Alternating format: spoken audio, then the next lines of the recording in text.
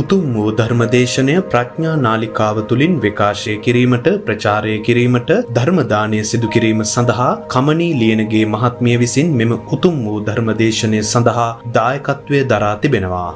උතුම් වූ ධර්ම දානයන්ගෙන් ජනිත වන්නා වූ මහා පුණ්‍ය ශක්තියෙන් 2019 වසරේ අගෝස්තු මාස 22 වන දින පරලෝ සැපත් චන්ද්‍රදාස ලියනගේ පියාණන්ට සහ 2008 වසරේ නොවැම්බර් මාස 9 වන දින පරලෝ සැපත් පද්මිනී ලියනගේ වැඩිමහල් සොයුරියටත් ධර්මදේශනයෙන් ජනිත වන්නා වූ කුසලය අනුමෝදන්ව උතුම් නිවන් සුව සාක්ෂාත් වේවා.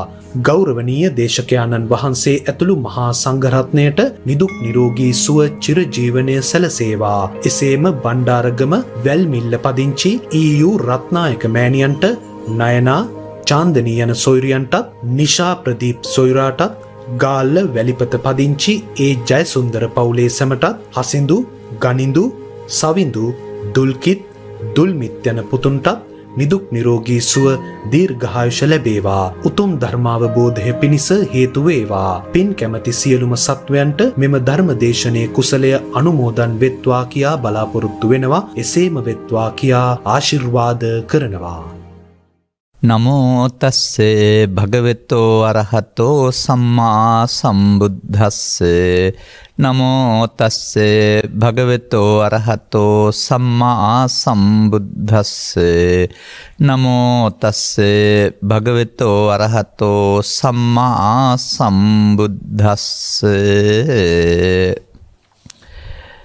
කතමෝච බ්‍රාහ්මණ මරණ ධම්මෝ සමානෝ න භායති න සන්තාසං ආපජ්ජති මරණස්ස තීති.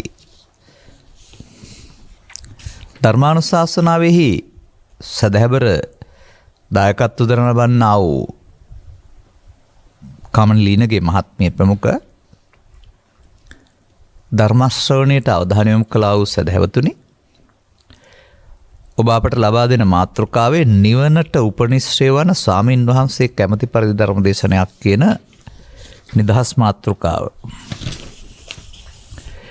එනුමා මෙතෙක් කතා නොකළ මාතෘකාවක් කතා කරන්න සූදානම් වෙන්නේ. ඔබට අදාළ, සමාජයට අදාළ මේ අංගුත්තර නිකාය චතුක්ක නිපාතයයි මේ ජානුස්සෝනි සූත්‍රයයි. ජානුස්සෝනි බමුණත් එක්ක බුදුහාමුදුරුවෝ කරපු සාකච්ඡාවක තියෙනවා කරුණු දෙකක්. එයා ඉදිරිපත් කරපු කාරණයට තථාගතයන් වහන්සේ පිළිතුරක් දීලා තියෙනවා ලස්සනට. මරණයට බය කවුද, මරණයට බය නැත්තේ කවුද? මරණයට බය වෙන්න හේතුව මේකේ තථාගතයන් වහන්සේ ඉදිරිපත් කරනවා. ඔබ ළඟ ඒ දුර්වලකම තියෙනවා නම් ඔබටත් මේ මරණය මොහොතේදී බය වෙන්න සිද්ධ වෙනවා. නැත්නම් ප්‍රශ්නේ හැරෙන පැත්ත, සංසාරයේ හැරෙන පැත්ත කොයි පැත්තද කියන්න බෑ. නමුත් මේකේ උත්තරේ තියෙනවා මරණයට බය නැතුව මුහුණ දෙන්න පුළුවන් වෙන්නේ කොහොමද කියලා. මේ තමයි මේක සාකච්ඡාව. මම මාතෘකා පාඩේ වශයෙන් ගත්තේ බුදුන් වහන්සේ අග පැහැදිලි කරපු කරුණ. නමුත් මුල ඉඳලා යන්න වෙනවා. කොහොමද? සරත් නුවර බුදුන් වහන්සේ වැඩ සිටිදී ජානුස්සෝනි බමුණ ඇවිදින් hina වෙලා කතා කරලා මෙන්න මෙහෙම ප්‍රකාශයක් කරනවා. අහං හිබෝ ගෞතම ඒවං වාදී ඒවං දිට්ඨි. භවත් ගෞතමයන් වහන්සේ මම මෙන්න මෙබඳු ආදියක්, මෙබඳු දෘෂ්ටියක් ඇතුව ඉන්නේ. නත්තියෝසෝ මරණ ධම්මෝ සමානෝ න භායති න සන්තාසං ආපජ්ජං මරණස්සාති. ඔන්න යාගේ මතේ මේ මරණයේදී සන්ත්‍රාසයට බයටපත් නොවන කෙනෙක් නැහැ. එකෙන් කියන්නේ ඒකයි. එහෙම තමයි යාගේ අදහස.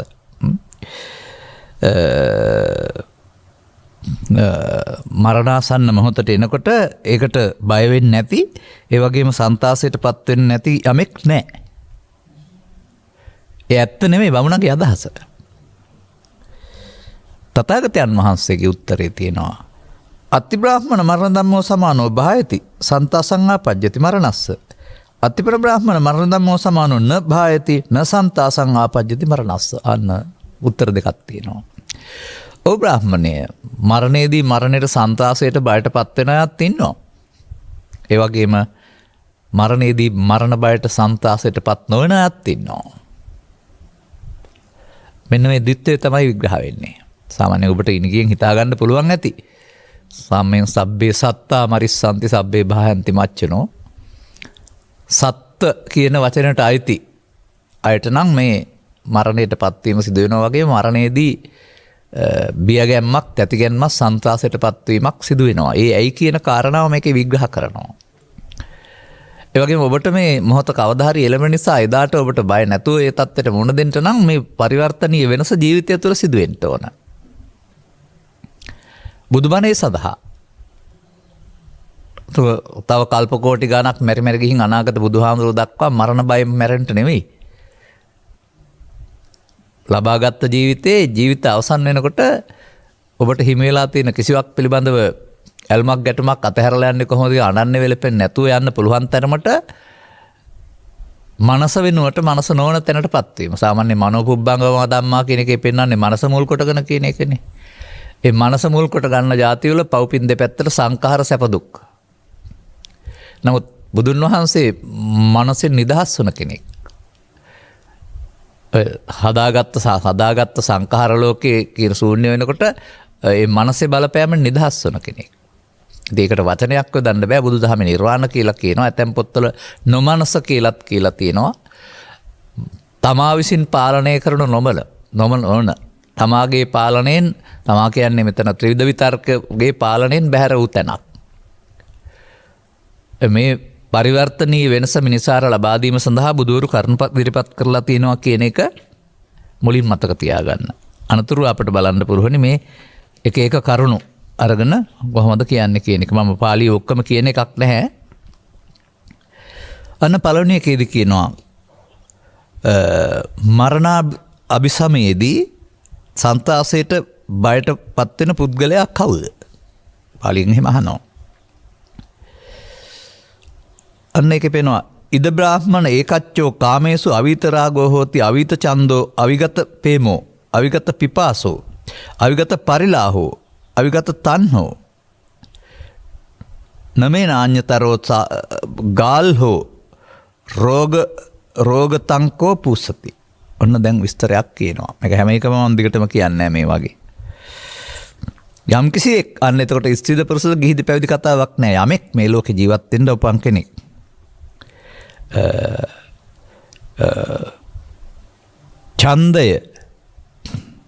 ඡන්ද කියන්නේ කාමච්ඡන්ද කියන වචනය. ඒ වගේම ප්‍රේම කියනවා ඇලිච්ච ස්වභාවය. ඒ වගේම පිපාසිතකම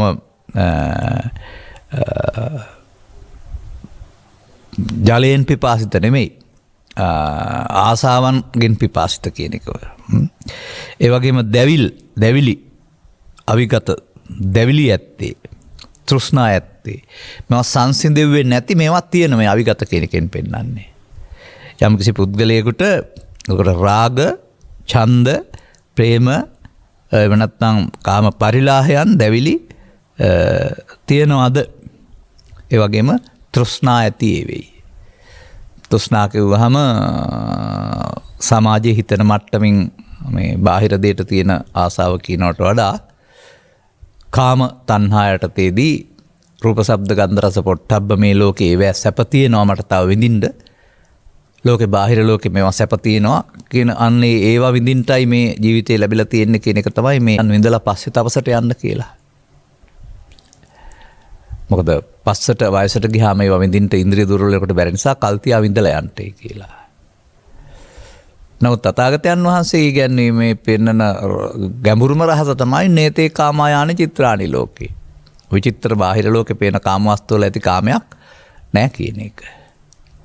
එතකොට පෘථග්ජන පුද්ගලයාට කාමවස්තු පස්සේ යන්න කාමයක් තියෙනවා. ඒ නිසා හු යනවා.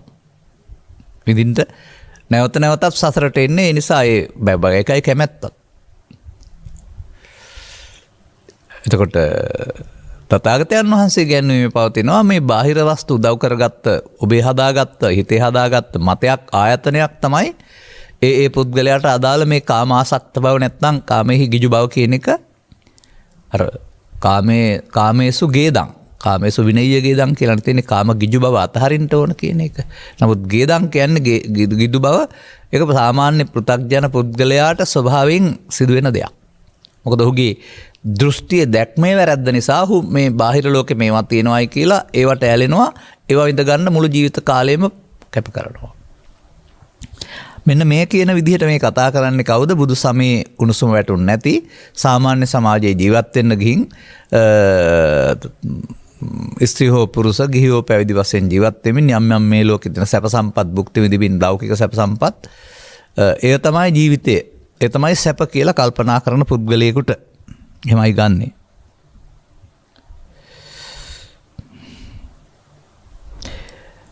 එයාට මොකද වෙන්නේ? එක්තරා අසාධ්‍ය රෝගයක් හැදෙනවා. තව එහාට විඳින්න බැරි. අවුරුදු 60ක් 70ක් 100ක් විඳින්න හිතන් ඉන්නවා නම් 20කින් 30කින් 40කින් එහෙම මේ සමාජය අපි දැකලා තියෙනවා. හිතපු දෙයක්ද උනේ මේ කියලා. වගේ තව විඳින්න පුළුවන්කම තිබියදී කිසියම් ආකාරයක අසාධ්‍ය රෝගී තත්ත්වයන්ට පත්වක් වෙනවා. දැන් ප්‍රිය වූ කාම සම්පත් මොහතකින් මං අතහැරලා යන්නයි යන්නේ. ඒක ඒකට හිතන විදිහ. මමත් මේ සම්පත් මගෙන් අතහැරෙනවා. මමත් සම්පත් අතහරින්නයි යන්නේ. අන්න එහෙම ඒවක් කෙරෙහි ඇලුන පෘථග්ජන පුද්ගලයාට ශෝකයටපත් වෙන්න වෙනවා, කලාන්ත වෙනවා, වැළපෙනවා, පපුවේ අත්ගහ ගන්නවා. මේවා තියෙන්නේ ඔය අර්ථයෙන් නෙමෙයි. ඕනනම් කියලා දෙන්නම් මම. හේ සොස්නේ වෙයි. ඔබ දන්නවද මොකක්ද ඒ කියලා? ක්ලාන්ත වෙයි නම් තේරෙනවා. වලප්නේ වෙයි. ලෙහියත් පැහැර හඬයි. සම්මෝහයට පැමිණෙයි.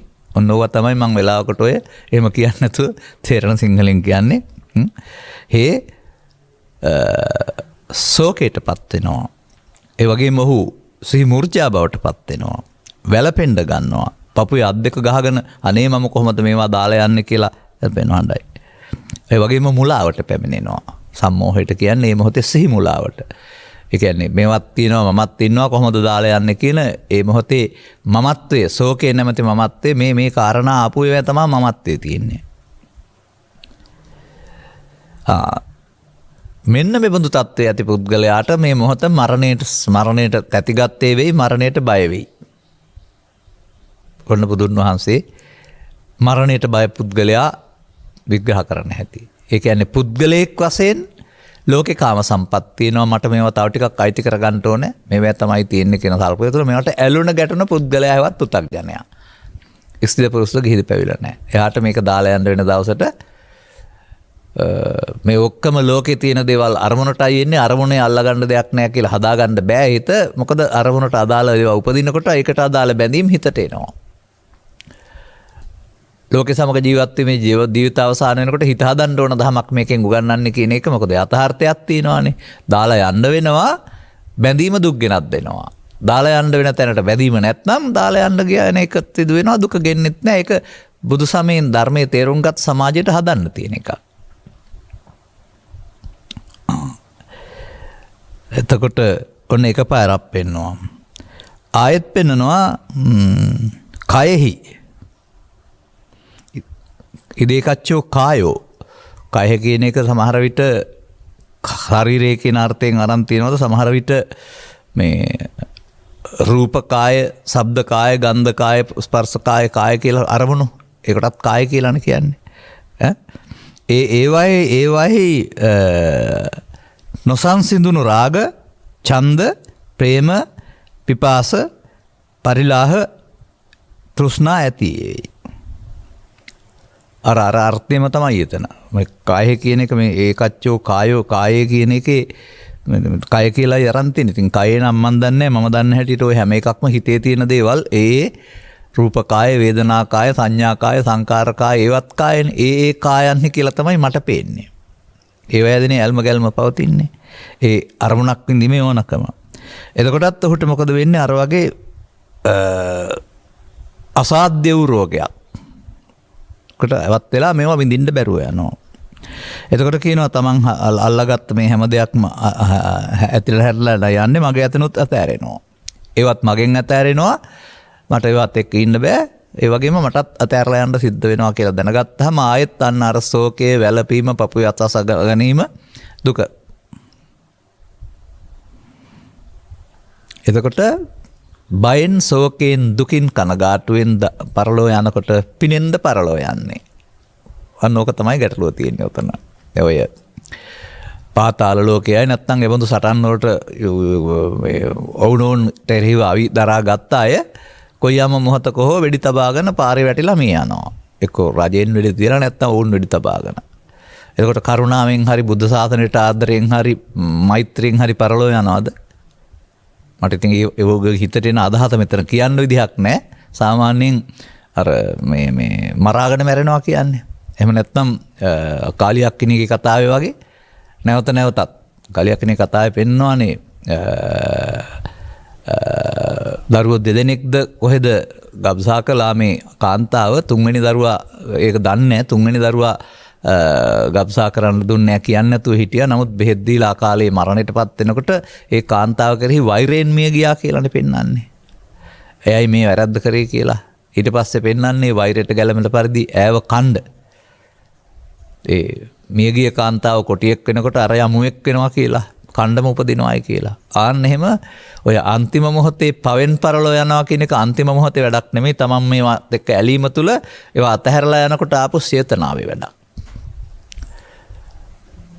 ඉතින් ඔය ප්‍රමාණී ඉක්මවා මේවත් එක්කලා ඇලුණ අයගේ මරණින් එහා පැත්තේ ගමන මොකද්ද කියලා තථාගතයන් වහන්සේ හිටියානම් පැහැදිලි කරાવી. නමුත් මේ අංගුත්තර නිකායේ ඒක නිපාතයේ තියෙන තැනක් තියෙනවා. ඔක මම පැහැදිලි කරන්නම්. බොහෝ දෙනා මේ ගියාම කොහෙද යන්නේ කියන එක පිළිබඳව විස්තර ගොඩක් තියෙන තැන් වගේක්. ඒ නිසා අනේ ඒකයි මෙතන තේරුම් ගන්න ඕන. මේ සියල්ල අහිමි වෙනවා විතරක් නෙමෙයි මනුස්සකමත් අහිමි වෙනවා. ඒ ශෝකයෙන් බයෙන් කනගාටු වෙන්න යන්නේ. වෛරෙන්න යන්නේ. අනේ එහෙම පරලෝ නොයන්ට මගක් හදා ගන්න ඕන කියන එක තමයි ඉස්සර වෙලා පැහැදිලි කරන්නේ දසවස්තුක සම්මාදිට්ඨික බෞද්ධයින් සඳහා. පවෙන් පරලෝ යාම වෙනකොට පිනෙන්වත් පරලෝ යන්න. එතකොට ඒකට අර තියෙන දේවල් රෝග පිළිබඳ වෙනුවෙන්ට ඔය දුටුයම් රජුරුවන්ගෙන් පටන් ගත්ත පින්පත කියලා කතා කරන්නේ නැත්නම් කළ දේවල් මතක් කිරීමෙන් උපදින සතුට අරමුණු කරගෙන ඊළඟ ප්‍රතිසංචිත්තය හදාගන්න එක. ඉතින් ඒක රෝගී තත්ත්වයන් යටතේ දැඩි ඇල්මකින් යුක්ත පුද්ගලයෙකුට ඕක මතක් වේද කියන එකයි ප්‍රශ්නේ. එතන සසර ගමන නිමා කිරීම හමුවේදී පින්පත කියන්නේ සාර්ථක උත්තරයක් නෙමෙයි. භව ගමන ගමුවේදී පෘථග්ජන පුද්ගලයාට යම්කිසි විකල්පයක් වෙන්න පුළුවන් එක. මොකද අපේ සමාජයේ දරුවන්ටත් එක්කලා පින්පතමයි උගන්වන්න හදන්නේ ඔක්කොම ටික. ඒ ඊට එහා මාර්ගය පිළිබඳව දැනුවත් වීමක් හෝ කිරීමක් නැති නිසා. නමුත් අපට අවශ්‍ය වෙන්නේ අන්න ඒකයි. තව එකක් ගන්න. තවද බමුණ මෙලව කිසිවෙක් පින්කම් නොකලේ වෙයි.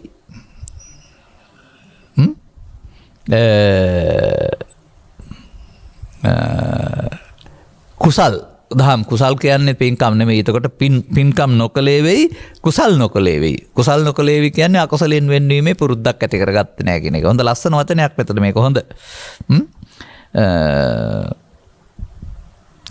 පුනච පරම්බික්වේ බාහමනෝ ඉදේකච්චෝ අකත කල්යානෝ හෝති අකත කුසලෝ අකත බිහිරුත්තෝ හෝ. අන්න එහෙම නොකල. එතකොට යහපත් ක්‍රියාකාරකම් කියන වචන කල්යානෝ කියන්නේ යහපත් ක්‍රියාකාරකම් නොකලේ වෙයි. ඒ වගේම ලෝභෙන් දේශෙන් මොහෙන් ප්‍රහාණය කරගන්න මග ගත්තේ නැහැ අකත කුසලෝ. අන්න පින සහ කුසල කියන දෙක එතන හොඳට විග්‍රහ වෙනවා ලස්සනට. එකක් නම් එක වචනයක් කියලා තින්නේ තේ.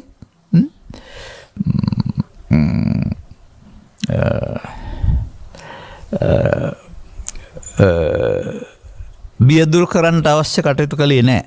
පව් කළේ වෙයි. ඒ වගේම ලාමක වැඩ සාමාන්‍යයෙන් ලාමක වැඩ කියලා තියෙන්නේ මත්පැන් පානය සොරකම එහෙම නැත්නම් තවත් දුරාචාරය ආදී දේවල් තමයි ඔය ලාමක කියලා කතා කරන්නේ. බුද්ධිමතුන් විසින් පඬිවරුන් විසින් ගාහරාට ලක් කරක දේවල් මේගොල්ලෝ කරනවා. කලේ වෙයි. එතකොට තවත් වචනයක් තියෙනවා කිලිටිකම් කලේ වෙයි. කිලිටිකම් කියන එකේ තේරුම පාප කර්ම කියන එකනේ. සිත කිලිටු කරන රාග දේශ මොහ වැඩෙන කර්ම කලේ වෙයි. අන්න එහෙම සිතකය වචන තුන්දරම මේ දුෂ්ට ක්‍රියාදාමයන්ට කරමින් ජීවත් වුණ යහපත් පැත්තක් ගැන ඒවා දුරු කරන්න අදහස් කළේ නැති, කල්පනා කළේ නැති. මෙහෙම ඉන්නකොට අසාධ්‍ය රෝගයකට මුහුණ දෙන්න සිද්ධ වෙනවා. කවදා හරි ජීවිතය අවසානයේ මොනවා හරි එකකින් හැමෝම පරලෝ යන්න ඕනනේ. සාමාන්‍යයෙන් ආදරණීය දරුවන් ආදරණීය දෙමව්පියන්ව පරිස්සම් කරනවා. නමුත් මම අනන්ත දැකලා තියෙනවා කොතරම් පරිස්සම් කළත් පරිස්සම් නොකර මාර්ගයකින් අවසානයේ ජීවිතය හිමි වෙලා ඇති. හැමතැනම සිදුවෙන්නේ එහෙම තමයි. ප්‍රවේශම් කරනවා. ප්‍රවේශම් කරාට හැමතැනම ප්‍රවේශම් කරන්න බැරි වෙනවා.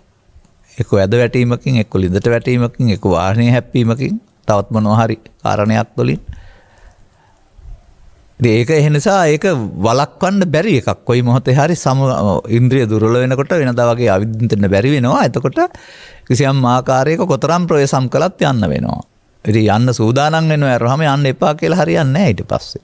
නමුත් සූදානම් වෙනවා කියන එකේ තේරුම අර දියුණු මනසකින් නැරුණාම මේ සියල්ල කොහොමද දාලා යන්නේ කියන මානසිකත්වයෙන් ගියොත් හරියන්නේ නැහැ. දැන් මෙතන පැහැදිලි කළානේ කාරණා දෙකක්.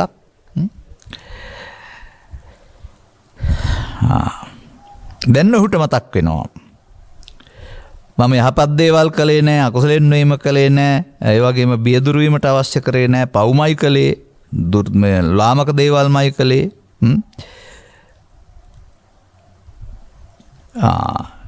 ඒ බඳු අයට යම් ඇත්නම් යම් ගතියක් නැත්නම් මරණින් එහා පැත්තට ලැබෙන තැනක් ඇද්ද?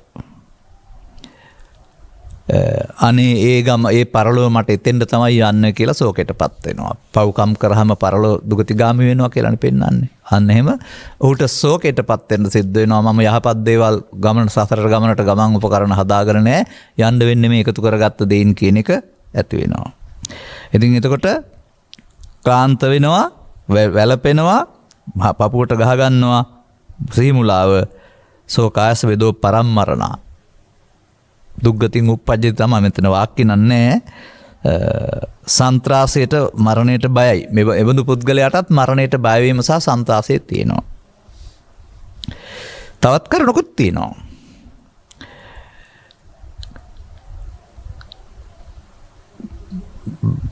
බමුණ මෙලව කිසිවෙක් බුද්ධාදීන් කෙරෙහි සැක ඇති වෙයි. විචිකිච්ඡා ඇති වෙයි. ශාසන සද්ධර්මයේහි නොඇලුනේ වෙයි. අන්න එහෙම එකකුත් තියෙනවා. මේ ලබාගත් ජීවිතය තුළ බුදුන්ට පැහැදීම කියන්නේ පිළිඳට වැඳීම කියන එක නෙමෙයි, ධර්මයට පැහැදීම කියන්නේ පොතකට වැඳීම කියන එක නෙමෙයි. ඊවැ ගැඹුරු අර්ථයෙන් උන්වහන්සේලා උගන්වල දේවල් වල තියෙන සාර ධර්ම අනුව ජීවිතය සකස් කරගන්නවායි කියන එක. මේවා පෙන්වන්නේ මේ අනිවාර්යයෙන්ම මේ අකුසලෙන් වෙන්නේ කුසල දහම් පිහිටන ආකාරය, තමන්ගේ හිත පරිහානියටපත් නොකරගෙන ජීවත් වෙන ආකාරයනේ. ඒ බඳු කෙරෙහි විශ්වාසයක් නැති එක තමයි ඔය සැකකලේ කියලා කියන්නේ. අදටත් අපේ සමාජයේ බුදුන්ට විශ්වාස නැහැ. බුදුන් විශ්වාස නම් ඉහාත්ම වශයෙන් ලබාගත් ජීවිතේ අද ඒ දහම් පිළිපදලා දුකින් මිදහස් වෙන්න උත්සාහ කරනවා. බුදුන් විශ්වාස නැති නිසා තමයි අනාගත බුදුහාමුදුර වෙනකන් ඉන්නේ. ඒ ඕන කෙනෙකුට අපේ බුදුන් විශ්වාස නැහැ. මම බය නැතුව කියන්නේ. මතක තියාගන්න. ඒ නිසා ඔවුන් අදාළ දේ තේරුම් ගත්තේ නැහැ. බුදුන් කියලා බේරගන්න අපි කෙනෙක් එන්නේ නැහැ. සර්වඥතා ඥාණයටපත් වෙලා සිතේ ස්වභාවය පැහැදිලි කළා. ඒ සියල්ල තෙර පරපර විසින් ප්‍රවේශම් කරලා දීලා තිනවා ඕනෑවටත් වඩා උපදේශ. එතකොට මේ තථාගතවරුන්ගේ උපදේශය අරගෙන තමා සරණ කරගන්න නෙවෙයි තුම්මෙහි කිච්ඡං ආතප්පං. ආතප්ප කිච්ච තමන් කරන්න තථාගතවරු මඟ පෙන්නනවා. මේ මඟ පෙන්වීම නෑ කියලා නෙමෙයි හිතන්නේ. ඉතින් අනාගත මඟ පෙන්නනකම් බලන් ඉන්න කම්මැලි මඟක් හදාගත්තාම මං දක්නේ උන්ට කාටවත් මේ තෙරුවන් කෙරෙහි විශ්වාසයක් නැහැ. එතකොට මොකද වෙන්නේ? ඒ බඳු අකුසලයෙන් වෙන්නේ මේ කුසල දහම් කෙරෙහි උර කරගත්ත නැති අඩු ගණනේ දසවස්තුක සම්මාදිට්ඨියවත් නැති කියන අර්ථය. ඒ සැක කරනවායි කියන්නේ. එතකොට එහෙම ඉන්නකොටත් මේක අතහැරලා යන දවසක් එනවා මේ යම්කිසි ආකාරයකට අසාධ්‍ය වූ රෝගී තත්වයකින්. එබඳු අසාධ්‍ය රෝගී තත්වයකින් උතර මෙබඳු සිතක් ඇති වෙයි. බුදුන් කෙරෙහි සැක ඇතිවීම, විචිකිච්ඡා ඇතිවීම, ශාස්ත්‍රන ධර්මයේහි යෙදුනේ නැහැ. ඒ කියන්නේ අර ඒතම් බුද්ධාන සතනං සබ්බපාපස්සා කරණං කියන එක නේකයි ශාසන ධර්මය කියන්නේ. පාපයන් බැහැර කිරීමේ අර පාපම් පාපකතෝ පස්සතාති පාපම් පාපකතෝ දිස්වා තත්ත්ව විරජ්‍යත විමුච්ඡද නිබ්බින්දතාතිනේ බුද්ධ දේශනාව. පාපේ ලාමක වශයෙන් දැක්කනම් දකින්න දැකලා පාපෙන් මිදෙන්න. එහෙම එකක් කලේ නැහැ.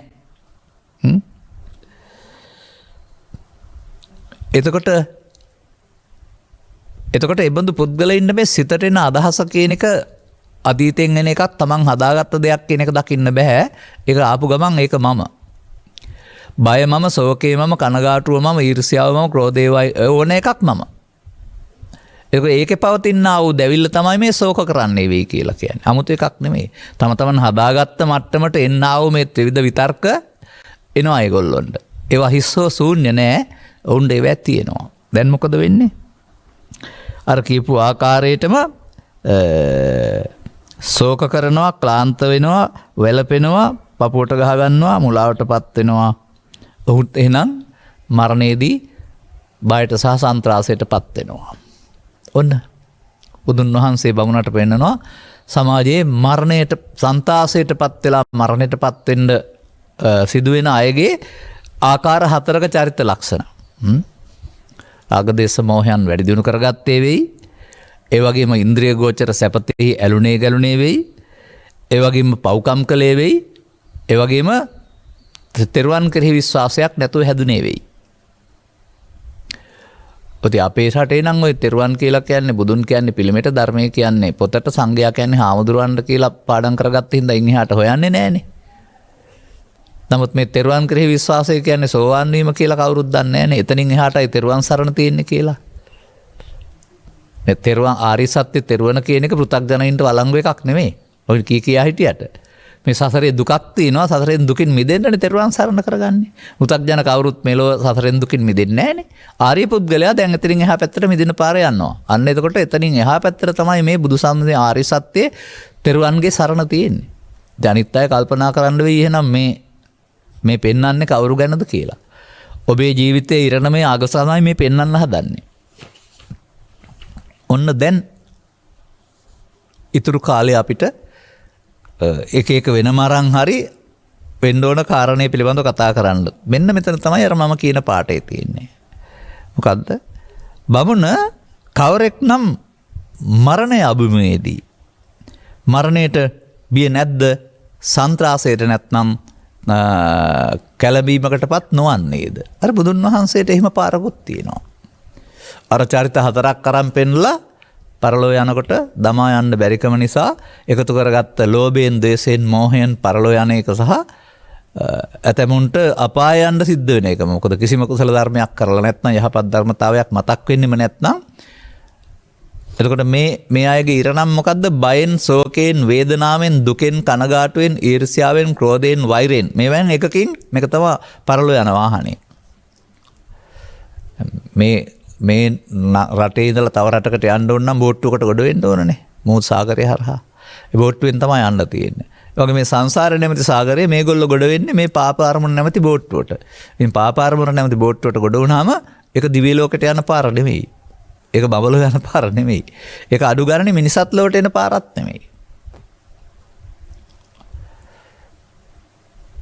මෙන්න මෙහෙම මිනිසාගේ ජීවිතෙන් එහා පැත්තේ ඉරණම තමන් කරන ක්‍රියාකාරකම් තුල වැඩෙන්නා වූ රාගදේශ මොහ මත තීරණය වෙනවායි කියන එක තමයි මේ උගන්වා තියෙන එකේ සාරාංශය. අපට ඕක අදාළ නැහැ කියන්න එපා. සමස්ත සමාජයටම අදාළයි. දැන් ඕක ගැඹුරු බණක් ඕනේ නැහැ. ලෝකේ ජීවත් වෙන්න ගිහින් ලෝකේ අයිති කරගන්න සටන් කරන්න ගියාපුවාම ඕක තමයි වෙන්නේ. ඉතින් ලෝකේ ජීවත් වෙන්න නම් ඕන.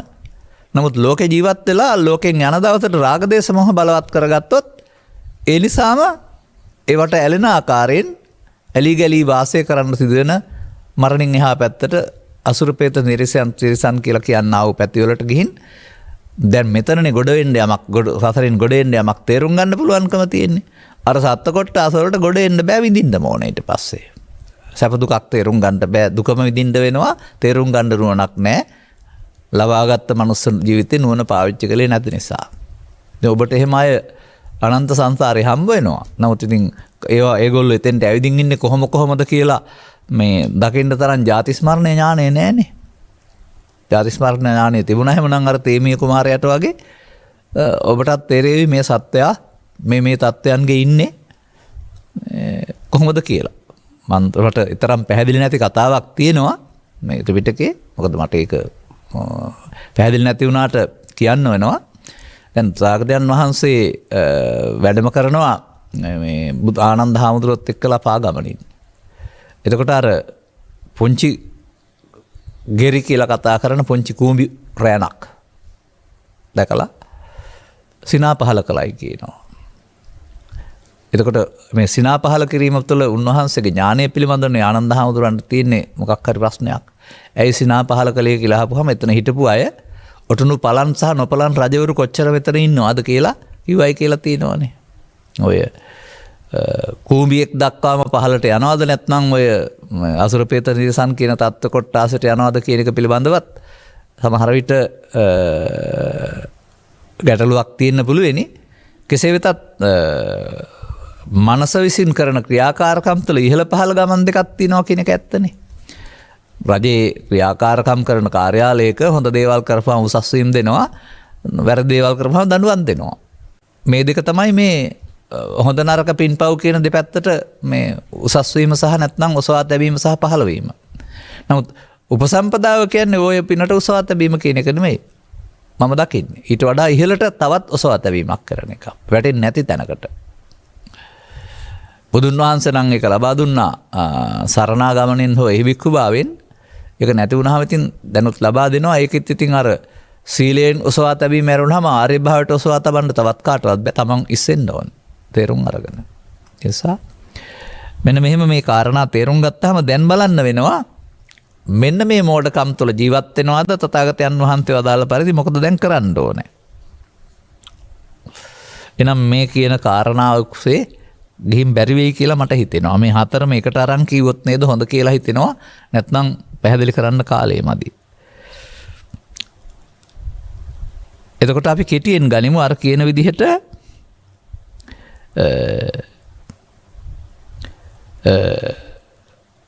ඒවයින් මත් බවට කාමයන්ගෙන් ආසක්ත බවට පත් නොවී වෙයි. කාය රූප ශබ්ද ගන්ධ රස පොට්ටබ්බ කාය ධර්මයන්ගේ පහව ගන්නා වූ රාග දේශ මොහ ඇත්තේ වෙයි.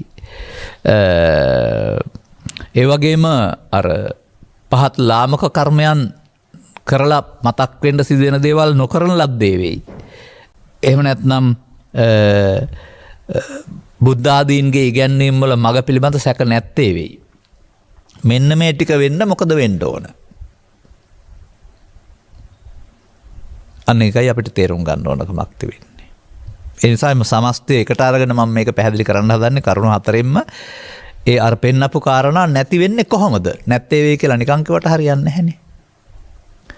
අන්න එතකොට තථාගතයන් වහන්සේ ඔබ විස්තර කරනවා උපතින් ඔබ දරුවෙක් වශයෙන් ගත්තාම මේ කියන මොකක්වත් ඔබ ළඟ නැහැ. අනතුරුව ඔබ ක්‍රමයෙන් ලෝක සමග සම්බන්ධ වෙන්න යාමේදී තමයි මේ ඇලීම් ගැටීම් මුලාව මගින් චිත්තාභ්‍යන්තරය කිලිටි වෙන්න ගන්නෙ. ඒක එහෙම සිදුවෙන බව ලෝකයා දන්නේ නැහැ. සාමාන්‍යයෙන් මව්පියන් නම් කියන්නේ ඉස්සරට වඩා ළමයා පොඩ්ඩක් හිතුවක්කාරයි. මං කියන දේ අහන්නේ මටත් සැර දානවා කියලා. අර සිනාමුසු මුහුණින් ආදරණීය වදන් පාවිච්චි කරපු කෙනාම කල් යනකොට සලු පරළු වෙන්නේ කෑම බීම වල වැරද්දක් හින්දා නෙවෙයි. චිත්තාභ්‍යන්තරයට ඔහුට හොරෙන් විස බීජයක් රිංගන නිසා. බෙහෙත් දී නසන්න ඕන බීජයක් නෙවෙයි. අපි ඒකට කතාන්නේ ලෝභ මූලය, දේශ මූලය, මෝහ මූලය කියලා. මෙන්න මෙව්වා මේ සිත් බාහිර කාරණාව සිහිතට අරන් රෝපණය වෙලා ඒවා සමග එකතු වීමෙන් විඳින්ට යාමෙන් ප්‍රතික්‍රියා දක්වන්න යාමෙන් ටිකෙන් ටික චිත්තාභ්‍යන්තරයේ ලෝභයෙන් බලවත් වීම, ද්වේෂයෙන් බලවත් වීම, මෝහයෙන් බලවත් වීම කියන කාරණාව මේ සමාජයේ මිනිස්සෙකුට සිදුවෙන හානියයි. මේ සමාජයේ මිනිසුන් අතරින් සිදුවෙනා වූ ආධ්‍යාත්මික පරිහානියයි. අවාසනාවකට මේක සිදුවෙන බව අවුරුදු 30 40ක් 50ක් 60ක් යනකල්ම තේරෙන්නේ නැහැ. හැමෝම මේ පාරේ යනවා. මොකද මේ ආධ්‍යාත්මික පරිහානිය පිළිබඳව අගයක් නැත්නම් වටහා ගැනීමක් නැහැ. බාහිර දියුණුව තමයි සියල්ල ලබා දෙන්නේ කියලා බාහිර දියුණුව සඳහා කාලය, ධනය, ශ්‍රමය, ආර්ථික දියුණු කිරීම, හරිහම්බ කිරීම, ඉගෙන ගැනීම ආදී සියලු කාරණා බාහිරට යොමු වෙනවා. ඒක ඉටු කරගන්න යාමතෝ ඊට පස්සේ හොරබුරු වංචා කාරණා කළත් කමක් නැහැ කියලා ඒව කරලත් අහු වෙනවා රටේ තොටේ. අනුන්නෙලන්ට වලක් කපන්න ආයතුළු වැටලා මියන්නා වගේ මේවට වැරදි විදිහට පාවිච්චි කරන්න ගියාම සිත ඒ තුළින් Tamanට සිදුවෙන්නා වූ හානියට මුදල්වත් රජේවත් මව්පියන්වත් නෙමෙයි ගෙවන්න වෙන්නේ වන්දි. Tamanට. ඒකයි කාරණාව. මෙන්න මේ නිසා මම දකිනවා මේ සමාජයට උගන්වන්න වෙනවා විශේෂයෙන් දරු පරපුරට ඉගෙන ගන්නත් ඕන, රැකියාවක් ලබා ගන්නත් ඕන. නමුත් ඒ නිසා සිත පරිස්සම් කරගන්න ඕන. සිත කෙලසා ගන්න නැතුව ඇලෙන කරුණු සංඛ්‍යාව 100,000 දක්වා ඉහළ යවන්න නැතුව ප්‍රවේශම් කරගන්න අදාළ ජීවන රටාවක්, අධ්‍යාපන රටාවක්, උපදේශ රටාවක් ලැබෙන්න වෙනවා. මව්පියන් සමග ජීවත් වීමේ ජීවන රටාව, අධ්‍යාපනයේදී අධ්‍යාපන රටාව අර දැන් සාමාන්‍යයෙන් කතා කරන්නේ හොඳම දේ දරුවන්ට කියලානේ. හොඳම දේ දරුවන්ට නම් දරුවන්ගේ හොඳ මනසත් නොපිරිහුණු මනසත් පරිස්සම් කරන්න පුළුවන් විදිහේ පාලන රටාවක් සකස් කරන්න වෙනවා. මොකද මේ සිතේ ස්වභාවය වර්ධ පැත්තට ඇදිලා යන්න ලේසි. එහෙමයි ඒකේ ස්වභාවයම. දැන් වර්තමානෙත් ගත්තම රූපවාහිනිය හරි, ගුවන්විදුලිය හරි, Facebook අඩවිය හරි, එහෙම නැත්නම් අනිකුත් ඕන දෙයක් ගත්තා YouTube අඩවිය හරි ඕන තරම් තියෙනවා සමාජ මාධ්‍ය. එතකොට හැදෙන්න ඕන පුද්ගලයාට, ගන්න ඕන පුද්ගලයාට ඕන තරම් දේවල් ගන්න තියෙනවා. 100ක් අරන් සමීක්ෂණය කරලා බැලුවොත් එහෙම අරන් තියෙන්නේ හොඳ දේවල්ද බලන්න. අන්න ඒ සාමාන්‍ය සිතේ හැටි මට මතකයි ඒක අවුරුද්දක 5කට විතර පමණ පෙර මේ අවුරුදු නිමාඩුවේ මේ අන්තර්ජාලයට යන්න අකුරු 3ක් මුද්‍රණය කරලා ලෝකේ පළවෙනි රට ලංකාව කියලා මට කියන්නේ නැහැ මොකද්ද කියලා. අකුරු 3කින් බලන්න ගියේ මොනවද කියලා දන්න අය දැනගන්න. එතකොට මොනවද අර හොයන්නේ? අපි කියමුකෝ ස්වාභාවික ජීවිතේ හැම දෙයක් තියෙනවායි කියලා. නමුත් අර පින්තූරයක වැටෙන ජීවිතේ මොනවද තියෙන්නේ? මොනවා තිබුණත් පින්තූරනේ. නමුත් පින්තූරය දැස බලා ඔබේ චිත්තාභ්‍යන්තරයේ තිබෙනා වූ රාගදේශමහ උපදවා ගන්න තියෙන කිජුකම නේද අර පෙන්වන්නේ. මේ විදිහට වර්තමානයේ පාසල් අධ්‍යාපනයේ පාසලෙන් ඉවත් වීම තුළ නැත්තම් තහනම් වීම තුළ ඊට පස්සේ ඒකට ඔන්ලයින් අධ්‍යාපනය ලැබීම තුළ දරුවන් හැමෝටම ලැබෙනවා මේ මොනවද දුරකථනයන් ස්මාර්ට් වර්ගයේ. ඉතින් අධ්‍යාපනයට එහා තව යන්න ඒකේ තියෙනවා ඇප්ස් ඕන තරම්. එහෙම ගිහින් ජීවිතය නසාගත්ත අය, ජීවිතය අවුල් කරගත්ත අය ඔය හමු වෙන්නේ පුවත්පත්වල. ඉතින් මෙන්න මේ යන පාර වැරදි කියන එක කියලා දෙන්න සහ ප්‍රවේශම් කරන්න. ඇතැම් මව්පියන්, නැතැම් සහෝදර සහෝදරියන් තමන්ගේ සහෝදර සහෝදරියන් නැත්තම් දරුවන් මල් වගේ පරිස්සම් කරන අවස්ථා තියෙනවා ඒව දැනගෙන. නමුත් යමක් හොයන්න බලන්න නැති වුනහම ඒ අය දන්නෙත් නැහැ එයාට හොරෙන් මේ චිත්තාභ්‍යන්තරේ රාගදේශ මොහයන් ප්‍රයසත් කරන පාර තමයි යන්නේ. නැත්තම් ලෝකේ තියෙන දේවල් ගැන දැනුවත් වෙන්න මේ වගේ දැනුවත් වෙන පැත්තක් වරදක් නැහැනේ. නමුත් දැනුවත් වීම වෙනුවට ආස්වාදයට යනවා. මෙන්න මේම දියුණු තාක්ෂණය කියලා කියන්නේ නොතේරෙන කෙනාට වඳුරට දැලිපිහි හමුවීමක්. දැන් අපටත් දැලිපිහි හමු වෙලා තිබෙනවා. පුරුදු වෙන දවස්වල බැරි වෙලා පොඩ්ඩක් කැපුණොත් යනවා කවදාවත් කැපෙන්නේ නැහැ. මොකද අපි දැලිපිහි පාවිච්චි කරන්න දන්නවා. නමුත් වඳුරා මොකද කරන්නේ? ඒක අතින් අල්ලගෙන ඉරි අඳ ගන්නවා ඇඟ පුරාම. ලේනේ හැටි බලන්න. මොකද ඒක පාවිච්චි කරන කාරණේ ආ දන්නේ නැහනේ. අන්න ඒ වගේ මේ දියුණු වෙන තාක්ෂණය භාවිතා කරන්න තරම් අදාළ සංයමයක් එහි තෝරා ගැනීමේ හැකියාවක් හැමෝටම නැහැ. සමහර අයට නම් තියෙනවා එහෙම. මේ නිසා සිදුවෙන හානියන් විනාශයන් පුවත්පත්වල වාර්තාවල සඳහන් වෙනවා. මෙන්න මේ කාරණාව තමයි අපි තේරුම් ගන්න ඕන. මේ බුදු සමයෙන් පෙන්වන්නේ ජීවත් වෙලා ඉවර වෙලා අවුරුදු 60ක් 70ක් ගිහින් මේ මනස විකෘති කරගෙන ඊට පස්සේ සිල් රකින්න එක කියලා හිතන්න එපා. රටේ එහෙම වරුද්දක් තිබුණාට කිසිම සතියක් පාවිච්චි කරන්නේ නැතුව ලෝභයෙන්, ද්වේෂයෙන්, මොහෙන්, ඊර්ෂ්‍යාවෙන්, ක්‍රෝධයෙන්, වෛරයෙන් සියලු දේවල් කරලා ලෝභ දේශ මොහ ටික බලවත් කරගෙන රාග වේපුල්ලම්, ද්වේෂ පුල්ලම්, මේ පුල්ලම් දැන් සිල් රකින්න ලෑස්ති වෙනවා. එහෙම නැත්නම් මේක දැන් ඉවත් කරන්න ඕනේ. දුකින් මිදෙන්න නම් මේ හදාගත්ත ටික ඉවත් කරන්න ඕන. ඉවත් කරන්න නම් තේරෙන්න ඕන. හදාගන්න තේරෙන්න ඕනේ ඕන කෙනෙකුට බලවත් කරගත්ත හැකි. ඉවත් කරගන්න මේ හැකියාව ලැබෙන්නේ ප්‍රඥාවන්තයින් සඳහා පමණයි. එහෙම නැත්නම් අර මුලින් පෙන්නපු හතර කොට්ටාසයට අයිති කෙනෙක් වශයෙන් පරලෝ යන්න තමයි සිද්ධ වෙන්නේ. ඒ ලබාගත් ජීවිතේ හැමෝම කරන දේ කළා යරුනහම ඊට වඩා එහා දෙයක් කරන්න බෞද්ධෙක් වශයෙන් කටයුතු කළේ නැහැ. ලබාගත් ජීවිතේ හැමෝටම කෑම් බීම් ඇඳුම් පැළඳුම් බේත් හේත් ඔය දේවල් ලබා ගන්න එකනේ කරන්නේ. බඩගින්නම නිවා ගන්න, ගෙවල් මහ දා ගන්න, රැකියාවක්ම කරන්න, මුදල් මහරි හම්බ කරන්න, පස්දොරම පිනවන්න. ඒක ජීවිතය කියලා තමයි සාමාන්‍යයෙන් ලෝකේ සමහර රටවල් වල උගන්වන්නේ. ඒක තමයි ආගම. නමුත් තථාගතයන් වහන්සේ වැනි උත්තමයෙක් ආශ්‍යාකරේ පහළ වෙලා මේවා කරන්න ගියාපම සිතින් සිදුවෙන්නා වූ හානියට ඔබට විපාක හම්බ වෙනවා. ඒකට කර්ම විපාකයයි කියනවා. ඒක මෙලොවට පමණක් නොව පරලොවටත් බලපානවා. ඔව් ලබාගත් ජීවිතය එතකොට අගාධයට වැටෙන්න යොදාගත්ත අරනම ජීවිතයෙන් ගොඩ එන්න යොදාගත්තේ නෑ එතකොට. මේ නිසා මම දකින්නේ දරු පරපුරට පූර්වාදර්ශය ලැබෙන්න ඕන මේ විභාගයට ලියලා පාඩම් කරන බුද්ධ ආගමක් නෙවෙයි. ස්වකීය ක්‍රියාකාරකම්ම තරඟකාරීත්වයෙන් පරිබාහිර වෙන, ඊර්ෂ්‍යා කිරීමෙන් පරිබාහිර වෙන, බොරු කිරීමෙන් පරිබාහිර වෙන, අර මනසේ තිබුණ අහිංසක භාවය, අවංක භාවය, පිරිසුදු භාවය සුරැකෙන ආකාරයේ අධ්‍යාපන රටාවක්. මම දකින්නේ දරුවන් පරිස්සම් කරනවා කියන එක කායික පරිස්සම් කරනවට වඩා දරුවන්ගේ සිත මල්මෙන් පරිස්සම් කරන්න ඕන. නැත්නම් බුදුන් වහන්සේ වදාළ පරිදි ඔවුනුත් ඔබට වඩා එහාට දුකටපත් වෙනවා. මොකද රාග වේපුල්ලම්, දේශ වේපුල්ලම්, මෝහ වේපුල්ලම් කියන්නේ දියුණුවේ මගක් කියලා කියන්නේ. පරිහාන ධම්මං කියලා කියන්නේ. එතකොට මෙන්න මේ බලවත් වෙන එක කොහොමද සිද්ධ වෙන්නේ? බලවත් වෙන එක සිදු වෙන්නේ ළමා කාලේ පටන් එන හැඟීමක් පාසා ඔහු එක පුද්ගලයෙක් වශයෙන් කටයුතු කරනවා කියලා හිතන නිසා. මව කුසෙන් බිහි වුණ පුද්ගලයාමයි මේවා කරන්නේ කියලා. නමුත් බුදු සමයෙන් පෙන්නනවා කායික දෙක බෙදා දක්වලා.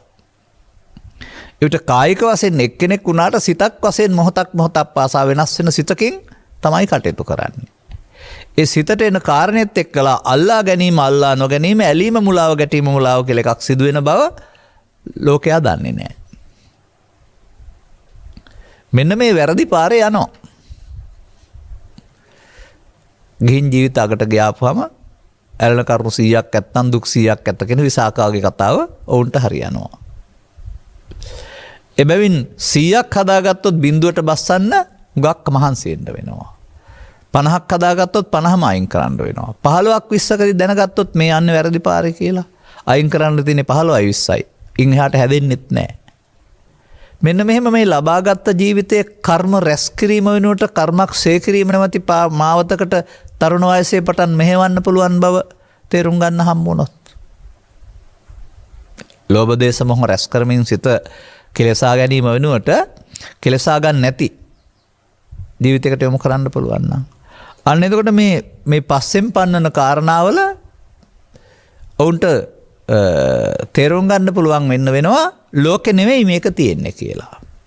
ඔබ හොයන ඔය සැපසතුට හෝ ආස්වාදේ ලෝකේ වස්තු වල තියෙන දෙයක් කියලා කොතරම් ලෝකේ උපකල්පනය කළත් ඒවායේ ආශ්‍රයෙන් ඔබේ සිතේ උපදවා ගත්තා වූ හැඟීමක්, සිතුවිල්ලක්, ආයතනයක් බව හැකිතාක් ඉක්මනින් දරුවන් තේරුම් ගන්න ඕන. ඒවා ආසක්ත වීම, පැන්නීම කරන්න. එතකොට හොරෙන් බලන්න වෙන්නේ නැහැ. අධ්‍යාපනය ලබන්න දුන්නා වූ ස්මාර්ට් ෆෝන් එක ඊට පස්සේ අම්මලාට තාත්තලාට හොරෙන් තව දේවල් වලට හොරෙන් ගෙනියන්න ඕන නෑ. එතකොට ඒ හොරෙන් යන්නේ තියෙන නිසානේ. මගෙන් එහෙම ඇහුවොත් මොකද කියන්නේ මම? දුරකථනයේ මගේ අතට එනකොට 1000 විතර කාලේ. පරිගණකයේ මගේ අතට 1000 විතර කාලේ. මං හිතන්නේ ආරම්භයේදී දකින්න ඇති මම ඔය ගේම්ස් කියන එක තියනවාද කියලා බලපු එක. අද දක්වා සම්භාවිච්ච කරපු එක ගේම් කියලා පැත්තක් තියනවද දන්නෙත් නෑ මම. මට ඇරලා ඕන කමක් නැහැ, අරින්න ඕන කමක් නැහැ. ඒ වගේම අරවයත් එහෙම තමයි. එතකොට ඒවැ බලන්න තියනවා නම් ඇරලා බලන්නේ. මගේ හිතේ නැත්නම් බලන්න දේවල් මට ඒවා නෑ. මෙන්න මේ වගේ ඔබේ සිතේ කුතුහලයක් නැත්නම් සිතුවිල්ල උපදවා ගන්න තියනවා නම් තමයි ඒව ඔස්සේ හොයන්නේ ඔබ. අන්න එහෙම හදාගත්ත හිතේ හදාගත්ත ලෝකයක් තෘප්තිමත් කරන්න ලෝකේ කාරණා හොයන එක කොයි කරන්නේ. මේකට මම මේ ළඟදී උදාහරණයක් ඉදිරිපත් කළා. යන්නකෝ ඔය ජනප්‍රිය 70 80 කාලේ සිනමාවට රිදීතරයට යන්නකෝ. එතකොට ඒකේ නරඹන්නෝ ඉන්නවනේ ඉහළ ඉඳලා පිටිපස්සටම එක එක පන්තිම යටතේදී. ඒක රිදීතරයට වැටෙන්නේ සෙවණැලි ටිකක් ඔක්කොම ටික. වර්ණ තිබුණත් අවර්ණ තිබුණත් ස්ත්‍රී තිබුණත් පුරුෂ තිබුණත් නිර්වත් තිබුණත් තව මොනවා තිබුණත් සටන් නළුවෝ හිටියත් දුෂ්ටයෝ හිටියත් සියල්ල තිරේ වැටෙන්නා වූ සෙවණැලි එකක් විතරයි. සද්දෙත් ඇහෙන්නේ නැති කෙනෙක් හිටියොත් එහෙම රූපත් පේන්නේ නැති හිටියොත් එහෙම මොකක්වත් ඒකේ නෑ යාට ඇවිස්සෙන්න කාරණයක්.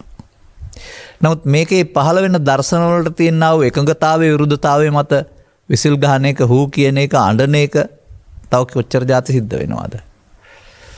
එතකොට ඒ එක එක්කෙනාට එක එක හැඟීම් ආවේ ඇයි? ඒ තිරේ යමක් තිබිලාද? ඒ වාස්යෙන් Taman හිතේ තියෙන දේ උපදවා ගත්ත නිසාද? අන්න ඒ නිසා Tamanගේ හිතේ පවතිනා වූ හැඟීම් උපදවා ගන්නට තමයි මේ බාහිර ලෝකේ ඕවා පාවිච්චි කරන්නේ ඔය. කාමයන් විඳිනවා කියන එකේ තේරම ලෝකේ තියෙන දේවල් විඳිනවා නෙමෙයි. මෙහෙම සිත තල් මරනවා කියන එක බුදුසමය උගන්වන විශේෂ ඉගැන්වීමක්. වසර 10ක් 15ක් තිස්සේ මම නම් ඕක කියනවා කී දෙනෙක් තේරුම් ගත්තද දන්නේ නැහැ. එහෙමයි ඒකෙන් මිදෙන්න පුළුවන්කම තියෙන එක තියෙන නිසා නෙවෙයි. කාමයක් තියෙන නිසා නෙවෙයි. ඒක තමන් හදාගත්ත මමත්වෙන් ගත්ත මෝඩකමක් කරනවාම ඒකේ ඇත්ත ස්වභාවය හිස් අසාර නිසා. ඒකෙන් එකතු වීමෙන් ලෝභ දේශ මොහ වැඩිවීමෙන් ලබන සුවයට වඩා දෙයක් ඒක අතහැර දැමීමෙන් ලබන්න පුළුවන් නිසා. දැන් ලෞකික සැප සම්බන්ධයෙන් ගත් කළ බුදුන් වහන්සේ වදාරන්නේ 16 එකයි කියලානේ. ඒ ඔබ මේ පංචද්වාරයට අදාළ දේවල් අරගෙන විඳිනවා කියලා කියන්නේ ඔබට සැපයක් නොලැබෙන්නේ නැහැ ලැබෙනවා. නමුත් ඒක තුළ බැඳීමකුත් ඇති වෙනවා. ඒකට විපාකත් හම්බ වෙනවා. ඒක ඒකකයක් වශයෙන් අරන් ගත්තොත් එහෙම ලංකාවේ ඒ කාලේ තිබුණා දැන් තියෙනවා සමහරට බේත් කඩවල විතරක් කාලඳ සහ මංචාඩිය කියන වචනේ උදව් කරගෙන. මංචාඩිය මදිසියටයක් කියන අර්ථයෙන් වගේ ගරන් තියෙනවා. නමුත් මදිසියට වගේ පුංචි ඒකක 16ක් කලඳයි කියන අර්ථය තමයි ගන්නෙ. ඒක තමයි බෙහෙත් කඩවල පවතින්නේ. මේ 16න් එක කියන එක මෙන්න මේ විදිහේ ඒකකයක් වශයෙන් බුදුන් කාලේ තිබිලා තිබෙනවා. බෙහෙත් වලට හරි මොනවට හරි. ඔබ දන්නේ නැති වුණාට මගේ 4 5 පන්තිය දක්වා 7 8 දක්වා පන්ති වලත් අවුන්ස් 16 රාත්තල් එකයි කියලා තමයි ඉගෙන ගත්තේ. කිලෝ ඉගෙන ගත්ත ඊට පස්සේ. අර රාත්තලක් හැදෙන්නේ අවුන්ස් 16කින් වගේ සම්පූර්ණ සැපත 16ට බෙදනවා. එතකොට පෘථග්ජන පුද්ගලයා එකයි හම්බ වෙන්නේ. කොතරම් ওই පස් දොරෙන් වින්දත් ඔහුට හම්බ වෙන්නේ 16න් එකයි. ඊටු 16න් 15 ඔහුට වහලා. බුදුන් වහන්සේ ලිකරන ධර්මයෙන් ගියාපම 16න් 15 හම්බ වෙනවා. ඒක ලෝකෝත්තර කියනවා මේක ලෞකික කියනවා. මේ ලෞකික සැප නම් වූ 16න් එක පිටිපස්සේ මුළු බඳින්න මිනිසුන් සම්පූර්ණ කාලය ධනෙ ජීවිතේම කැප කරනවා. අන්තිමට මොකද වෙන්නේ? අර මුලින් පෙන්නව චරිත හතරට අදාළ එකක් තුලින් අඬමින් දොඩමින් වැළපෙමින් පපුවත් ගහනමින් දාලා යන්න සිද්ධ වුණාම කොහොමද මං දාලා යන්නේ කියලා ශෝකයෙන් පරලෝ යනවා.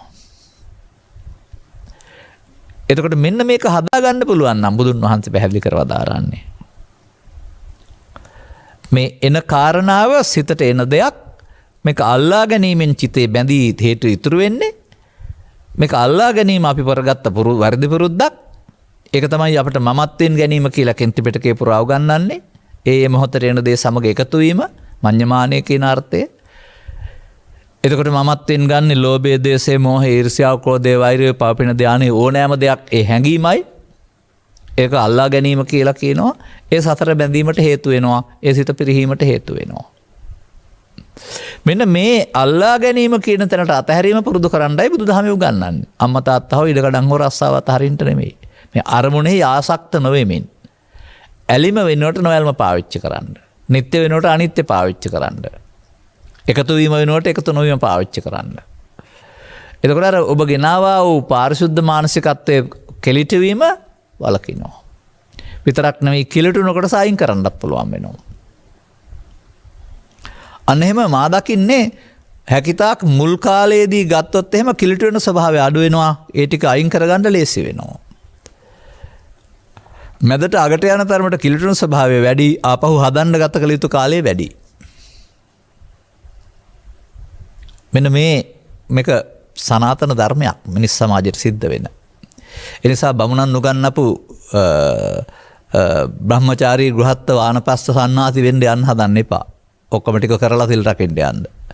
ලබාගත් ජීවිතේදීම මේ ප්‍රත්‍යපහසුව සපයා ගන්නට අවශ්‍ය කටයුතු කරගෙන යහපත් පෙර ටිකක් හුරු කරගෙන මේ බුදුන් වහන්සේ වදාළ පරිදි මේ සිතට මුලා වෙන එක. සිතට රැවටෙන එක මිදෙන්න මොකද කරන්න ඕන? ඒක තථාගතයන් වහන්සේ මොනවද මේකේ උගන්වලා තිබෙන්නේ? මේ මොහොතට එන එකට එකතු වෙලා අහු වෙලා චිත්තාභ්‍යන්තරයේ කෙලටු කරගන්නවද? එකතු නොවෙන්නට මෙතෙන්ට උන්වහන්සේ පෙන්වවදාළ අමුතු දැක්මක් සහිත සතිය. මේ අකුසල ධර්මයන්ට එකතු වෙලා රැවටිලා යන එක වෙනුවට අකුසල ධර්මයන්ගෙන් වෙන්වීම සඳහා පවතිනා වූ සද්දා සති හිරි ඔත්තප්ප අලෝභ අදෝස කියන ගති ලක්ෂණ දිනු කරගන්නවාද? බලන්න සද්ධා කියන වචනේ ගත්තාම නිකම්මද එතකොට තියෙන්නේ කියලා. ඔබට නිකන් ওই බුදු පිළිමයක් දැක්කම නිකන් ඇති වෙන්න පුළුවන් ඒ මොහොතට පැහැදීමක්. නමුත් මේ සද්ධා කියන්නේ මොකද්ද? කුසල චෛතසිකයක්. කුසල චෛතසිකය මොකද කරන්නේ? අකුසලයෙන් වෙන් කරනවා. සති කියන්නේ මොකද්ද? කුසල චෛතසිකයක්. එයාට පුළුවන් අකුසලයෙන් වෙන් කරන්න. හිරි ඔත්තප්ප ඒවා අකුසලයෙන් වෙන්වීම සඳහා භාවිතා කරන්න පුළුවන් ගති ලක්ෂණ. චිත්ත අභ්‍යන්තරයේ දියුණු කරගන්න ඕන දේවල්. කුසල් වඩනවා කියන එකේ තේරුම අකුසලයෙන් වෙන්වීම සඳහා මේවා දියුණු කරනවායි කියන එක. ඒ බඳු පැත්තක් ලෞකිකයට බර වුණ සමාජය තුළ නැති තරම් තමයි ඉති. අර ආගමක් කියන මට්ටමින් සරල මේ මොහොතට උපදින සද්ධාවක් තිබුණාට ඉන් එහාට දියුණු වෙන්නේ නැති. ඒ නිසා මේ තරගකාරී සමාජය තුළ මේ ගැටුම්කාරී සමාජය තුළ මිනිසාට සැනසෙල්ලින්න වඩාත් අවශ්‍ය සක්‍රීය දහමක් බුදු සමය කියලා කියන්නේ. ඒක අකුලලා තියලා පොත්වලට සීමා කරලා අනාගතයට තියලා රටක් ලෝකයක් හැදෙන්නේ නැහැ. මිනිස්සු සුවසේ ජීවත් වෙන්නේ නැහැ. බලන්න එදින්ට මේ සමාජය දුක්බර වෙනවද නැද්ද කියලා. ජනගහනය වැඩි වීම නිසා හරි පහසුකම් වැඩි වීම නිසා හරි හැම විටම තොරතුරු සංඛ්‍යා ලේඛනවල පෙන්වන්නේම සුභවාදී පැති නෙමෙයි. සුභවාදී පැති තියෙන්න පුළුවන් නමුත් ඒවා ප්‍රසිද්ධියට එන්නේත් නැහැ. මෙන්න නිසා මේ ලබාගත් ජීවිතය තුළ මෙන්න මේ මරණයට පත් වෙන්න නම් පත් වෙනකොට මොකද වෙන්න ඕන? මේ චිත්තාභ්‍යන්තරයේ ලෝභයෙන් ද්වේෂයෙන් මොහෙන් පෝෂණය කරන එක වෙනුවට ඒවා දුරු කරලා තියෙන්න වෙනවා. එකතු කරන්නේ කවුද? පෘථග්ජන පුද්ගලයා. ස්ත්‍රීද පුරුෂද ගිහිද පැවිදිද කතාවක් නැහැ. සිල්වත්කම යටතේ හෝ නැත්නම් එකතු කරනවා. දුරු කරන්නේ කවුද? ආර්ය පුද්ගලයා. අන්නේ ආර්ය පුද්ගලයන් සඳහා උරුම මාර්ගයක් තමයි මේ බුදුන් වහන්සේගේ ආර්ය මාර්ගය. ඒකෙදි තමයි අතහැරීම සිදු වෙන්නේ. නැවත නැවතත් එකතු වීම තුළින් බලවත් වීම වෙනකොට නැවත නැවතත් එකතු නොවීම තුළින් හදාගත්ත කොටස ඉවත් වී යනවා. ඇවිදින් ඉවත් වෙනවා. හැංගිලා ඉවත් වෙන්නේ නැහැ, ඇවිදින් ඉවත් වෙනවා. උපන්න කුසල් දුරු වීම කියන එක. ඒ වගේම වර්තමාන මොහොතට මුලා නොවීම තුළ නූපන්න කුසල් නූපදීම සිද්ධ වෙනවා. එතකොට තමන්ට අදාළ ශේස්ත්‍රය තුළ තමන් ප්‍රිය කරන්නේ ඉදි කරන්නේ මොනවටද කියලා තේරුම් අරගත්තම මෙන්න මේ ගමන් මග තුළ චිත්තාභ්‍යන්තරයේ ලෝභයෙන් ද්වේෂයෙන් මෝහයෙන් අපිරිසුදු වෙන්නේ ඒ හැඟීම මමත්වයෙන් අරගෙන ප්‍රතික්‍රියා දක්වන්න යාම තුළ කියන තේරුම් ගත්තාම මමත්වයෙන් නොගැනීම තුළ ප්‍රතික්‍රියා දක්වන්න නොයාම තුළ තියෙනවා කන්ති නම් වූ ඉවසීමක්. ඒක කෝපයේදී විතරක් නෙමෙයි සෑම ආරම්මණයක් සම්බන්ධයෙන්ම ත්‍රිවිධ විතර්කයේදීම. ත්‍රිවිධ විතර්කය කියලා අපි සාමාන්‍යයෙන් පොත පුරාම පවතින්නේ ඒ මොහොතේ එන හැඟීම කියන එක. ඒ මොහොතේ යක්ෂයෙක් රාක්ෂයෙක් ප්‍රේතෙක් වශයෙන් කටයුතු කිරීමේ ගති ලක්ෂණය පසක දමා මිනිසෙක් වශයෙන් කටයුතු කිරීමට පුරුදු වෙන්න වෙනවා. එතකොට තමයි අර චිත්ත අභ්‍යන්තරයේ කෙලෙසීම වෙනකොට චිතින් ඒවා බැහැරවීම තුළින් පිරිසිදුක් හම්බ වෙන්නේ. එතකොට මෙමුදු තත්ත්වයක් දිනු කර ගැනීමේදී අර අවසන් අවස්ථාව එනවා කොයි යම් මොහොතක හෝ. වයෝ වෘද්ධ භවය හෝ නැතුව හෝ යම් මොහොතක සමුගන්න දවසක්. එදාට බාහිර ලෝකෙ නිසා සැදුනා වූ අධ්‍යාත්මිකයක් හෝ අධ්‍යාත්මික ආයතන හයක් නැත්නම් බාහිර ලෝකෙ නිසා හැදුනා වූ චිත්තාභ්‍යන්තරයේ ලෝභ කරන, ද්වේෂ කරන, මෝහ කරන, ඊර්ෂ්‍යා කරන, පලිගන්න හිතෙන ලෝකයක් නැත්නම් ඔබට එහෙම ලෝකයක් නෑ අනාගතයේදී. තියෙනවා නම් ඒක තියෙනවා. ඔබට එහෙම ලෝකයක් තිබෙනවා නම් හදාගත්ත බාහිර ලෝකයක් අතහැරුණාට හදාගත්ත ලෝකෙන් ඔබට යන්න වෙනවා. මේ නිසා මේ එක වාක්‍යයක් පවතිනවා මේ ත්‍රිපිටක ග්‍රන්ථවල ඔබට මරණයට පත් වෙන වෙලාවට ආධ්‍යාත්මික ආයතන 6 ශූන්‍ය වශයෙන් දකින්න පුළුවන් නම් කියලා. ඒකෙන් කියන්නේ බාහිරට ඇහැ කනක් නාසයක් තිබුණාට ඇහැ කන නාසය ඔක්කොම සිතේ පවතින්නේ. සිතයි ඇහැ කන නාසය බවට පත් වෙන්නේ. ඔබට ඒවා අවිඳින්න අරමුණු රසයක් නැහැ. පස්සෙන් පණ්ඩන දෙයක් නැහැ කියලා දකින්න තියෙනවා නම් ඔබ ඒවා හොයන්නේ නැහැ එතනින් එහා පැත්තට. ඒ නිසා මය බයසෝක වේදනා චිත්තාභ්‍යන්තරේ බැසගත් අයට තමයි මේ මොහොතට කොතරම් බාහිරෙන් යහපත් ධර්මයන් තුළ ජීවත් වුණත් පින්කම් කළා කිව්වත් අර චිත්තාභ්‍යන්තරයේ තිබෙන්නා වූ කොටස ආවහම සිහි කල්පනාවෙන් පරලෝ යන්න පුළුවන් කියලා හිතන්නේ නැහැ බොහෝ දෙනාට. බුදුදහමේ නම් සඳහන් කරනවා සිහියෙන් යුක්තව පරලෝ සැපත් වෙන කියන වචනයක්. නමුත් පෘථග්ජන සමාජයට අයිති උරුමයක්ද දන්නේ නැහැ ඒක. සිහි මුලාව නොමුලාව කාලක්‍රියා කිරීම දෙකක් කියලා දෙකක් මේකේ පැහැදිලි කරනවා. නිසා ලෝකෙත් එක්කලා සටන් කරන්න ගිහින් අයිති කරගන්න ගියොත් සිහි මුලාව කාලක්‍රියා කරන්න සිද්ධ වෙනවා. ඒක බමුණගේ මතේ වැරදි. බමුණ කියන්නේ සියලු දෙනාට එහෙම සිද්ධ වෙනවායි කියන එක. බුදුන් වහන්සේ වදාරන්නේ නැහැ අනාර්ය පුද්ගලයින්ට එහෙම සිද්ධ වුණාට බුදුන් වහන්සේ වදාළ ආර්ය පුද්ගලයින්ට භික්ෂු භික්ෂුණී උපාසක උපාසිකා කියන මේ ඇඳුම් හතට අයිති ඇඳුමෙන් බෞද්ධ වෙන එක නෙමෙයි අනුගමනීය ප්‍රතිපදාවක් තුළ සිත හදාගන්න පුද්ගලයාට අමුතුවෙන් එන්න දුකක් ශෝකයක් කනගාටුවක් අතහරින්න දෙයක් නැති විට සතුටින් පරලෝ යන පාරවල් කීපයක් හම්බ වෙවි. අනාර්ය මට්ටමේදී නම් පිනෙන් පරලෝ යාම. කෙලෙස් යටපත් කරගත්ත මට්ටමේ නම් ධානයෙන් පරලෝ යාම. මේ දෙකත් තරම් හොඳ නැහැ. නමුත් ආර්ය මට්ටමේදී නම් එන එකට රැවටෙන්නේ නැත්නම් එන්න එකක් නැත්නම් ගන්න දෙයක් නැත්නම් පරලෝ යාම වෙනුවට පරලෝ නොයාම මරණයටපත් වීම සිදු වෙනවා. යමුත් ඇතුළතින් අරමුණට ඇලීමක් මුලාවක් නැති විට අධ්‍යාත්මික ලෝකයක් නැති විට පරලොවක් නැති වෙනවා. ඔය කියවනටත් කියන්නේ රහතන් වහන්සේලා කියනට හීන පේන්නේ නැහැ කියලා. හීන පේන්නේ නැහැ කියන එකේ තේරුම අධ්‍යාත්මික ආයතන නැහැ කියන එක. සිහින ලෝකයක් හදාගත්ත හිතේ ලෝකේ පස්සෙන් පන්නන්නේ නැහැ කියන එක. ඒවැ දකින්න විඳින්න ඇලෙන්න දෙයක් නැහැ. උපේක්ෂා සහගත වෙලා. මෙහෙන් දීලා ඔක හැදෙන්නේ මෙහෙන් හදන්න ඔක අයින් කරලා යනවා. සුඛං සුඛති සුඛං පටිපුජ්ජති කියන කාරණාවදී පෙන්වන්නේ එතකොට නිින්ද ගියාපුවම එන කාරණාවලට රැවටෙන්නේ නැත්නම් සරල දේවල් නම් තිබෙන්නේ ඊට පස්සේ තේරෙවි ඒ බඳු අවස්ථාවක ඔබට මොනම කරණයක් සිද්ධ වුණත් අනතුරක් සිද්ධ වුණත් බය කියලා එකක් එන්නේ නැති බව. ලෙඩක් සිද්ධ වුණත් බය කියලා එකක් එන්නේ නැති බව. අන්න එහෙම දියුණු මානසිකත්වයක් මේකේ පවතින්නේ. ඒ නිසා බුදු සමයෙන් උගන්වන්නේ හිත හදා ගැනීම තුළින් මරණයට මුහුණ දීම. නැත්තම් මම එහෙම නැත්නම් ඔය සමහරු උගන්වන පරිදි මම කවදා හරි මහලු වෙනවා කවදා හරි මැරෙනවා කියලා අවුරුදු 80න් එහා පැත්තේ ජීවිතය ගැන 30 ඉඳලා හිතා ඉන්න එක නෙමෙයි මරණ සති කියලා කියන්නේ. ඒ මොහොතේ ඇලීමකින් ගැටීමකින් තොරව සිත අවසන් කරන විට ලෝභ දේශ මොහ මැරෙනවා. ඒ ලෝභ දේශ මොහ මැරෙන්න තියෙන සිහිය තුල අවසානයේ මැරෙන්න කෙනෙක් නැතුව යනවා. ලෝභ දේශ මොහ තියෙනකොට තමයි පරෙන් හෝ පිනෙන් හෝ මැරෙන්න කෙනෙක් ඉන්නේ. ඒ ටික නැති වුනහම මැරෙන්න කෙනෙක් නැතුව යනවා. අපමත්තානමීයන්ති. මෙන්න මේ අදාළ තැනට එන්ට අවශ්‍ය කරුණු වටහා ගැනීමට ධර්මශ්‍රවණය කරන්න. ධර්මශ්‍රවණය යන ඔබ තේරුම් ගැනීමයි. ඒ වගේම ධර්මශ්‍රවණය යන ඔබේ අනුසෝතගාමී ප්‍රතිපදාව වර සහ පටිසෝතගාමීමට අදාළ මාර්ගයේ තේරුම් ගැනීමයි. මාර්ගය ගත්තහම ලැබෙන ඵල පින් නෙමෙයි ලෝකෝත්තර ඵල. මෙම ඵලය ලබා ගැනීමට අවශ්‍ය මඟ ගන්නට මෙම කරුණු පැහැදිලි කිරීම උපනිශ්‍රේවා හේතු ආසනාව වේවායි කියන ප්‍රාර්ථනාව කරමින් මම ධර්මානුශාසනාව මෙතකින් අවසන් කරනු ලබනවා. අද ධර්මානුශාසනාවෙහි සදැහැති දායකත්වයේ දරනු ලබන්නේ කමනි ලියනගේ මහත්මිය.